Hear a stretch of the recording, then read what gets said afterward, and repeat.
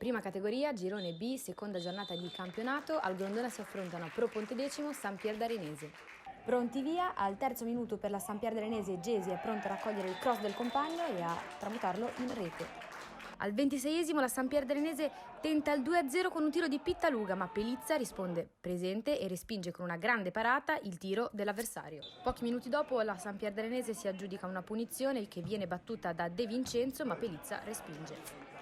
Al 33esimo la San Pier d'Arenese si rende di nuovo pericolosa con una giocata del numero 7 Chiarabini che scarta gli avversari da centrocampo, arriva tu per tu col portiere, ma Pelizza risponde presente. Pochi minuti dopo è Gesi a rendersi pericoloso per la San Pier d'Arenese, conquista palla, ma il numero 1 di casa disinnesca.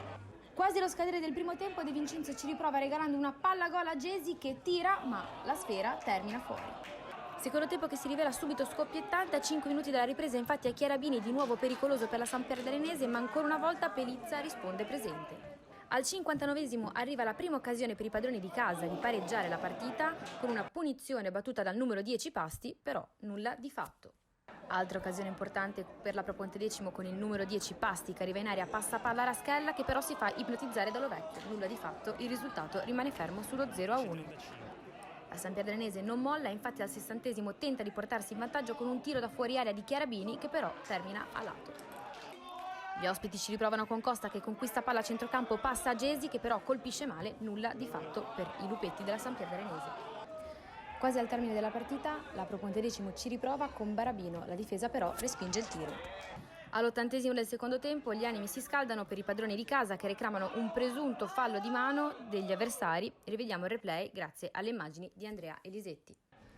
A 2 minuti dalla fine della partita la Pro Pontedecimo riesce a trovare il gol del pareggio grazie alla punizione battuta dal numero 10 Pasti. La difesa respinge ma Ferretti si fa trovare pronto e segna il gol del pareggio. Pareggio che però dura giusto qualche minuto perché la San Pier d'Arenese si riporta in vantaggio a seguito di una punizione. La palla entra in area, colpisce un difensore avversario, Caroglio però ne approfitta segnando così il gol dell'1-2.